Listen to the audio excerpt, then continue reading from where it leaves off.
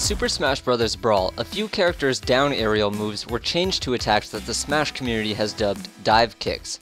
While there isn't an official name for this type of move, using one will instantly make your character dive towards the stage or blast zone beneath you, which is where the name comes from. Every dive kick in Smash Wii U is also a Meteor Smash if timed correctly, but since your character lunges downwards, many players have a hard time using the Meteor Smash attribute effectively.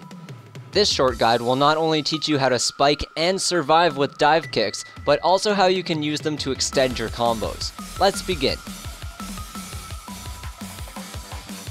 First, let's go over all the characters that have a dive kick in their moveset. There's Bowser, Mr. Game & Watch, Sheik, Zero Suit Samus, Toon Link, Sonic, and Greninja.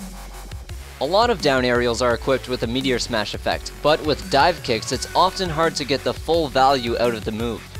However, if you have a platform or stage beneath you to land on, you can use the Meteor Smash effect of a dive kick to bring your opponent back down to the stage and continue your combo. When the tables are turned and you're getting comboed, you might have an opportunity to use a dive kick as both an offensive and a defensive move.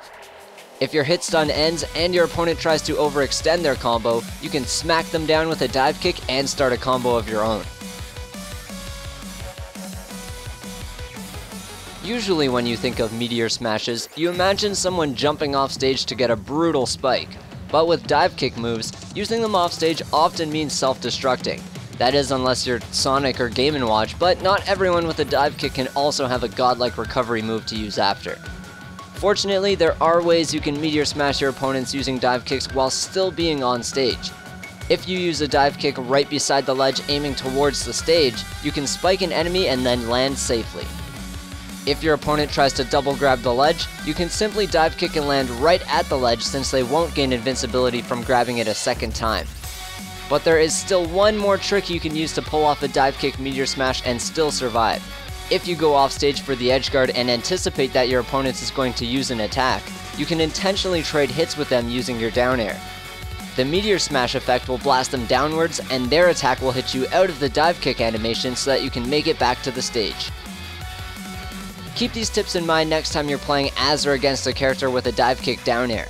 It's important to know what all of your options are, but it's also important to know what your opponent is capable of so nothing catches you off guard.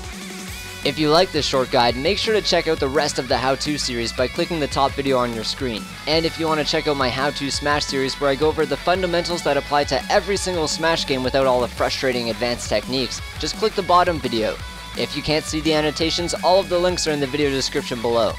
I'm GOODxJESUS. Thanks for watching all the way to the end, and as always, happy smashing.